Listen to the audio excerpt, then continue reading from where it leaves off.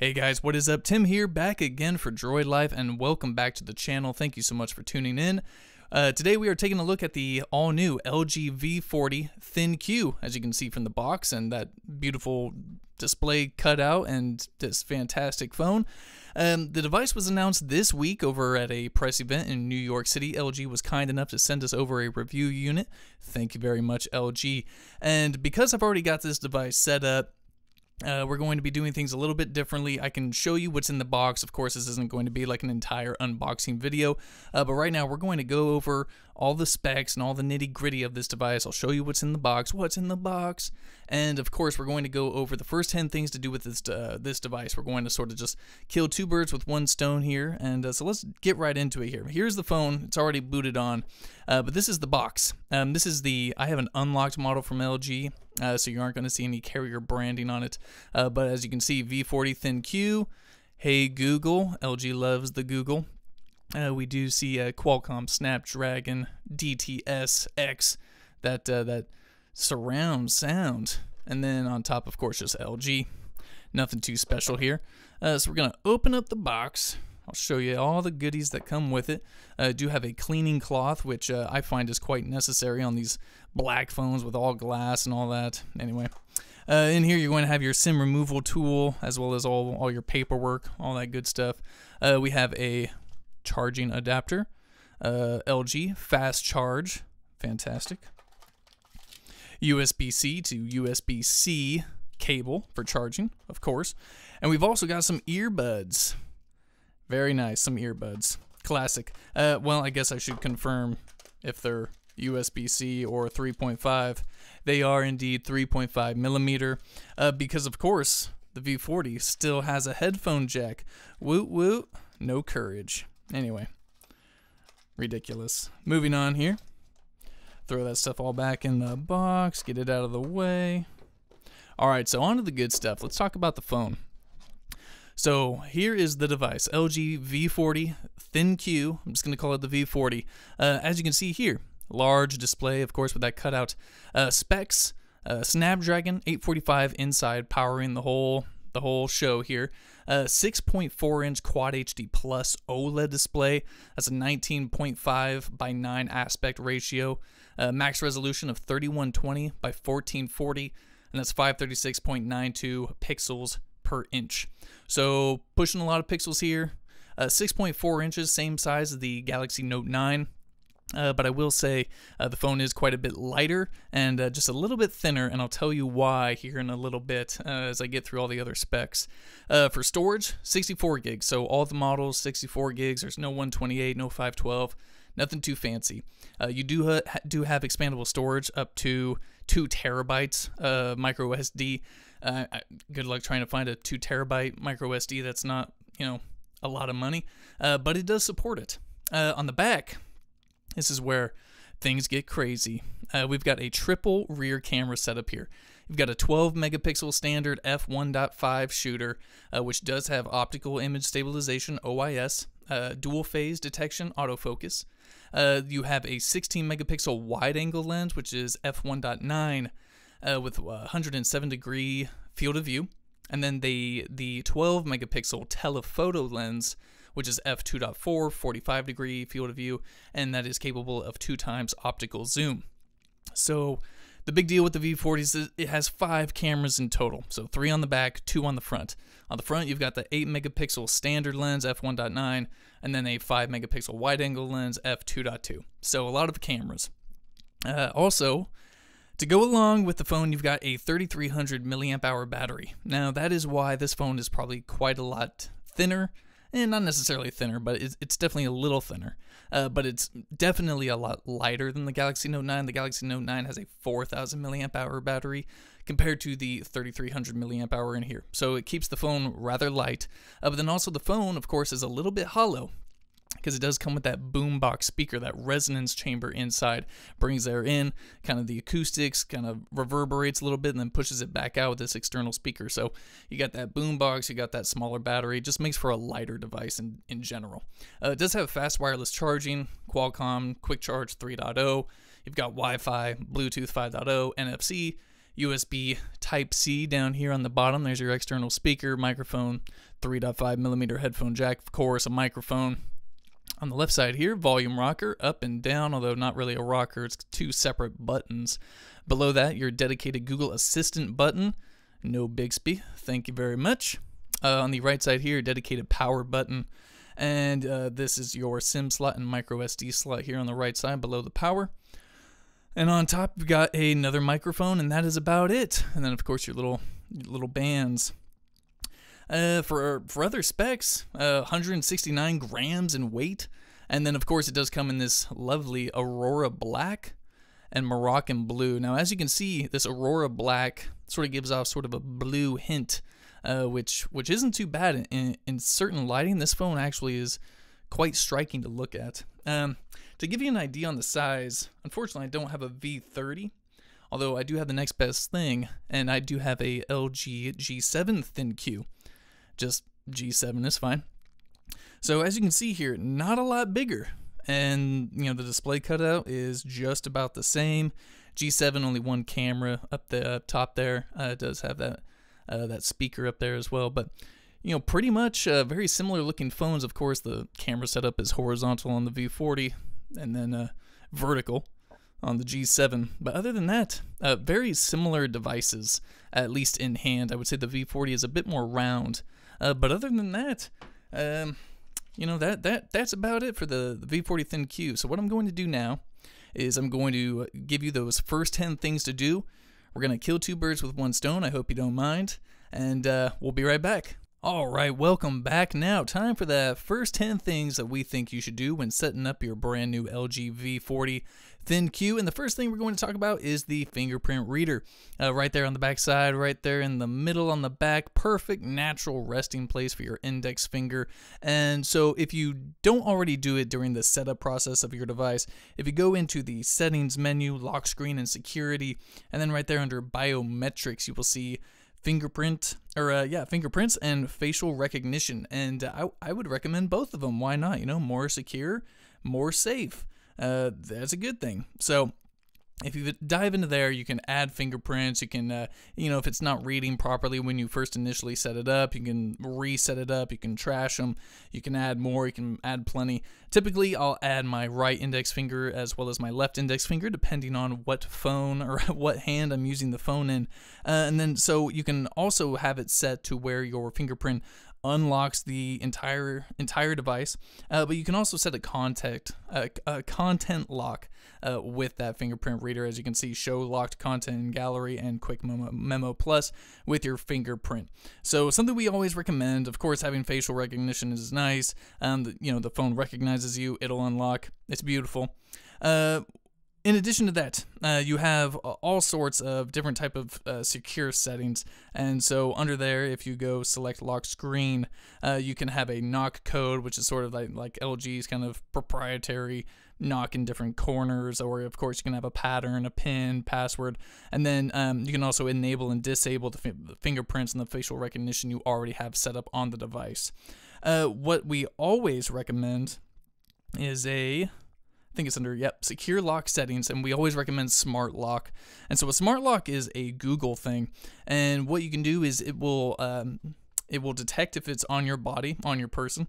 If you're in a trusted place at your home or your office, somewhere that you trust, where your phone will just always remain unlocked. Trusted device, so you have your favorite pair of Bluetooth headphones set up.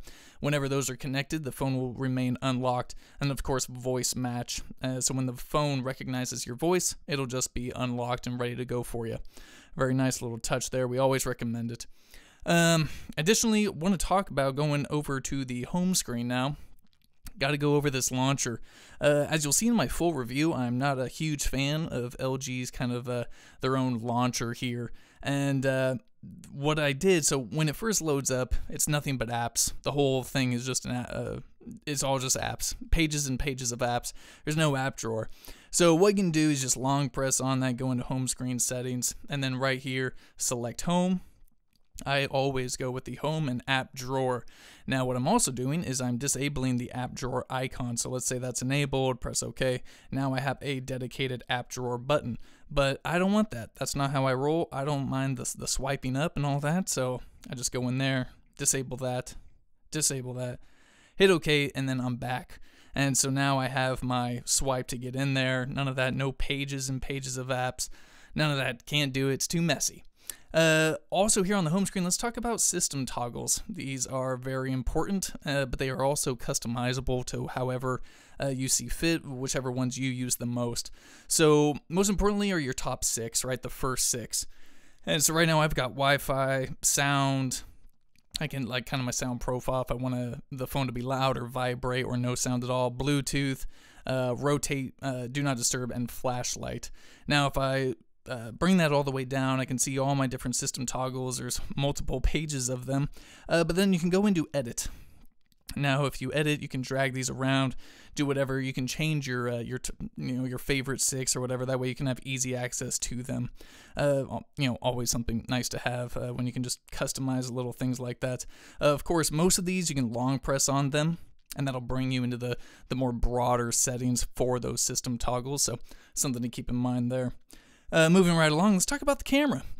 So as I mentioned already in sort of our hands-on impression part of this video, triple camera setup. You got your standard wide angle and telephoto lens on the back side. Now here inside of the camera app itself, let's say we're just taking a picture of this beautiful box here. You do have, so right when you open up the camera, you've got your standard lens right here in the middle. You've got your telephoto on the left side, and then your wide angle here on the left side. Now, what's nice is what LG did is that if you long press on these, you can actually get a preview of each lens and what it's seen. But in addition, you have a new thing called triple shot. This is a new mode. And so what the camera is going to do, or what the phone is going to do, is it's going to take 3 shots, one with the standard, one with the wide, and one with the telephoto. And then in the gallery, you can kind of stitch those together and create sort of like a video or a GIF. I say GIF. Big deal. And what's nice about that is that, you can just get a different perspective on certain shots. I mean, there's just so many, I guess, different setups you can do with a wide angle versus a telephoto and standard. So, if you don't want to take the time to take each individual shot, just take a triple shot. Super easy. Of course, a lot of modes on here. A manual mode for both the camera and the video. Manual modes. Manual video mode right there. Cine video, food, slow motion, panorama, flash jump cut, which is like another GIF making mode. Cineshot, which we did a whole post on. Cineshot, you'll snap a picture and then be able to disable movement in that photo except for certain areas you select. So great for moving water, bubbles, etc., etc. Whole lot of stuff in there to play with. If you go down here and hit the gear in that top left corner, you're going to see all your menu here. So super bright camera, I've got that set to auto. HDR, always set to auto. Steady recording, of course we want to reduce that motion blur in videos. Live photo, cheese shutter, if you just want to say cheese when taking a photo. Tag locations, it's location data accompanied with your photo. Usually always use a grid, 3x3 grid, of course. You can add a signature or even get some help. Some people may find it odd that, you've got this big screen here. You got all this stuff hiding it. So if you just hit that, you can hit full vision, and that's going to give you that full deluxe look on your camera. So, also accessible in there, you have your aspect ratio, of course, your picture size.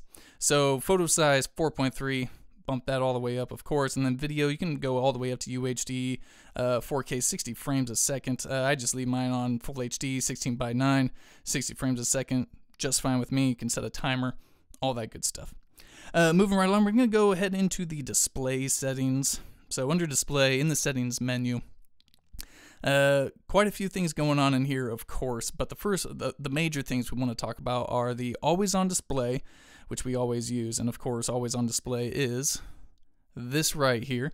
So whenever your phone is locked, this screen will always be showing. It shows you notifications, shows do not disturb is on, shows your battery stats, timer, date, all that good stuff. Always good to have. You can kind of change up the look however you want. You can add different pictures. You can add music controls, a daily timeout. Say you don't want that going on at night when you're trying to snooze. You just set that on timeout. You can set it to where it's even brighter during the day. Whole bunch of good stuff you can do. Also under display is comfort view, comfort blue light filter. I set mine on a schedule, so have it turn on at 10, turn off at 6.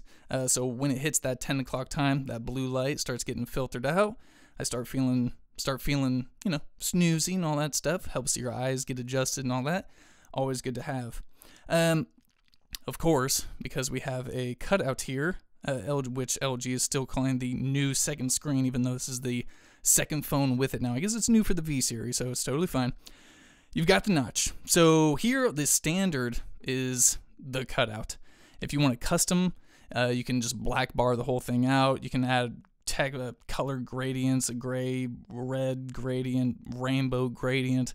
You can make it look however you want. You can round out all the corners. You can round out all the things. I just go with standard. If you buy a phone with a notch, you might as well embrace the notch, right?